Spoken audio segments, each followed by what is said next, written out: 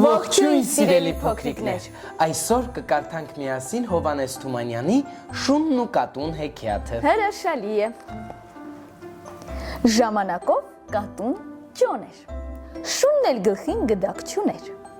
Միայն գիտեմ ոչ, որ դիանց որդի ճանկել էր մի գառան մորթի։ Բարի աջողում ուստափիսո, գլուխս մրսեց իսեր Աստծո,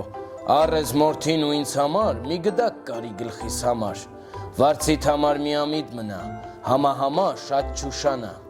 Աչքիս վրա քերի քուչի, մի գդակ ահոմի քուրք չի, քու թանկագին խաթեր համար ուրբաթ օրը համեցեք տար։ Փողի մասին ավելորդա, մեր մեջ խոսելն էլ ամոթա։ Ինչ մեծ բան ա, տո հեր օրհնած, միայն մի գդակի վարձ։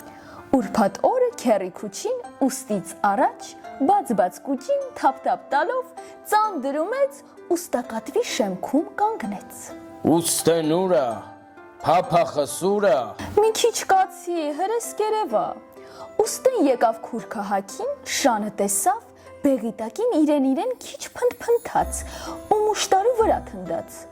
Ցուրտը տարավ, վա, տնաշեն, չես թողանում մի շունչ քաշեն, հեշտ բան հոչի, հելանոր եմ ցրցամ տվել, թե որ կարեմ։